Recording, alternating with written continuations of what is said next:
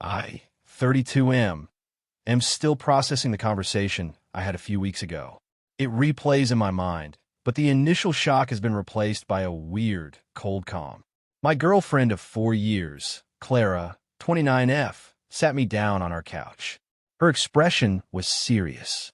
I braced myself. Clara, Leo, I need to be honest. I'm confused about us, about everything. Me? Okay, talk to me. Clara, it's Dominic. We've been talking again. Dominic, her college ex. The great, epic love story she'd sworn was long over. My stomach dropped. Clara, I think I need to figure out if there's still something there. He and I, we have history. You and I are comfortable, but I need to know if I left something real behind. I'm going to stay with him for a while.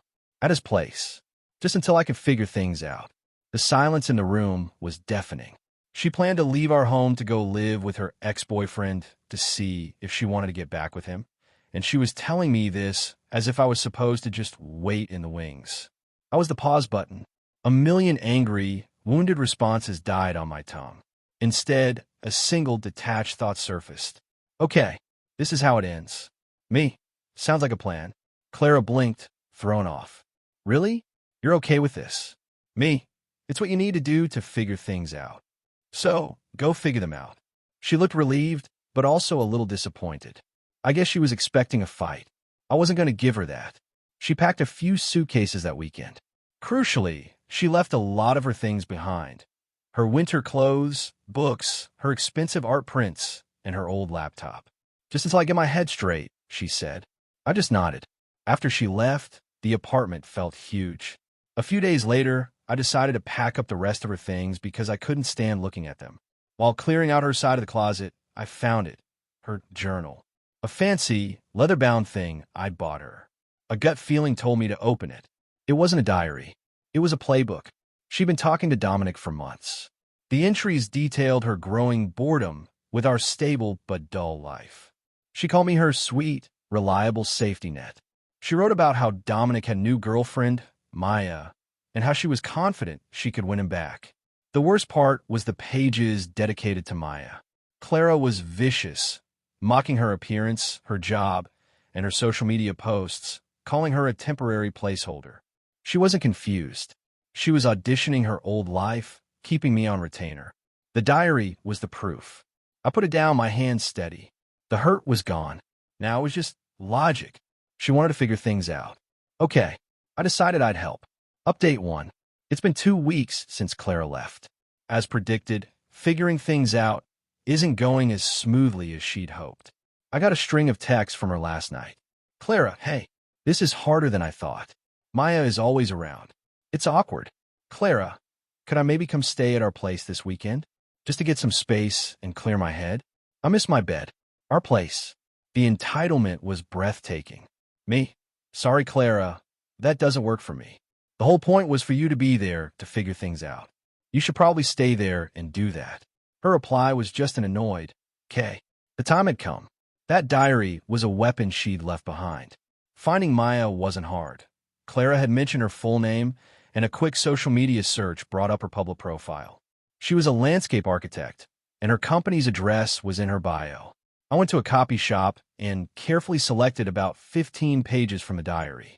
Asterisk the pages detailing her plan to seduce Dominic away from his placeholder girlfriend. Asterisk the pages where she viciously mocked Maya. Asterisk the pages where she referred to me, Leo, as her lovable doormat and backup plan. I wanted Maya to see that Clara was loyal to no one. I put the photocopied pages into a plain manila envelope. No note, no return address. I drove to a post office in a different part of town and mailed it to Maya at her workplace. It felt strangely calm, like checking an item off a to-do list. The following week, my phone rang. It was her sister, Phoebe. Phoebe, Leo, what is your problem? Me. Phoebe. Hello to you too. Phoebe. Clara told me you won't even let her come home for a weekend. She's having a really hard time, and you're just cutting her off? Me. Let's be clear. Clara isn't having a hard time. She is living with another man by her own choice. My support ended when she walked out the door. Phoebe. She was just confused. You're supposed to support her, not punish her. Me? I'm not punishing her. I'm accepting her decision. Goodbye, Phoebe. I hung up. The first domino had fallen. Now I just had to wait. Update 2. It took a few days for the envelope to land and for the explosion to reach me. On Friday afternoon, my phone blew up with text from Clara. Clara, what did you do? Clara, you sent my diary to Maya? Clara, my life is ruined, you sick psycho. Maya kicked me out. Dominic looked at me like I was garbage. I'm homeless because of you. I read them, each one a small burst of satisfaction, and then silenced my phone. Phoebe left a screaming voicemail a few minutes later. The real fun started Monday. I got an email from my apartment building's management. An anonymous complaint had been filed against my unit, citing loud arguments and disturbances. I calmly called the manager and explained that my ex had recently moved out and was likely making a retaliatory complaint. He was understanding and said he'd make a note of it, but it was a non-issue. Dirty trick number 1 failed. Next, a mutual friend texted me. Friend, dude, what's going on? Clara's telling people you had a breakdown, kicked her out, and are now stalking her and harassing her ex's new girlfriend. I crafted a simple, honest reply. Me, hey. The reality is Clara told me she was leaving me to go live with her ex. I accepted the breakup. The harassment was me forwarding pages from her own diary, which she left behind, to his new girlfriend, so everyone would know the truth of the situation she created. She's not the victim here. Some friends understood. Others clearly bought her story. It hurt, but anyone who'd believe her version wasn't a real friend anyway. The final act of this chapter was a call from Clara's mom. Her mom, Leo, I don't know what got into you. You have destroyed my daughter. You have to fix this. You owe her. You should give her money for a new apartment, for her distress. Me, with all due respect, your daughter created this situation. I don't owe her anything. The bank of Leo is permanently closed. Please don't contact me again. I blocked her number. Then Phoebe's. Then Clara's. The walls were going up. Final update. It's been 3 months. The silence has been the most satisfying part. I got the full story of the aftermath from a mutual friend who called to apologize for initially believing Clara's lies. The scene when Maya confronted Clara and Dominic was apparently epic. Maya calmly handed the photocopied pages to Dominic in front of Clara and said, I think this belongs to your house guest. Dominic read them.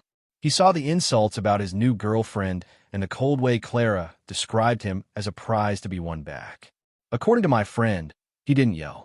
He just looked at Clara with utter disgust and told her to be gone within the hour. He and Maya are still together. Clara crashed with Phoebe, but that didn't last long. Clara, with no income, expected her sister to fund her entire lifestyle, and the fighting was constant. About a month ago, I got an email from Clara. It was a long, rambling message that swung between tearful apologies and angry demands. The main point was that she wanted her remaining things, especially her art prints and her old laptop. I let the email sit for a day before I replied. Me, Clara, per standard rental agreements, any property left in the apartment for more than 30 days after a tenant vacates is considered abandoned. All remaining items have been disposed of accordingly. I wish you the best. Disposed of was a nice way of saying I'd sold the art prints online and had the laptop professionally wiped before donating it to a student charity. The money from the prints paid for a very expensive dinner for my real friends, with the rest going to an animal shelter. It felt like laundering bad karma into something good. I heard she eventually had to move back to her hometown to live with her parents. She's apparently telling everyone how I'm a vindictive monster who ruined her life, all because she was a little confused. The lack of self-awareness is stunning. As for me, I feel free. The betrayal cut deep, but responding with logic instead of emotion was the best thing I could have done. I didn't get revenge in a fiery, cinematic way. I just took the truth in her own handwriting and put it where it would have the most impact. She built a house of cards on a foundation of lies and entitlement. All I did was gently pull one card out from the bottom. Watching it all collapse was the consequence she earned all by herself. My apartment is my own now. It's peaceful. Time to move on.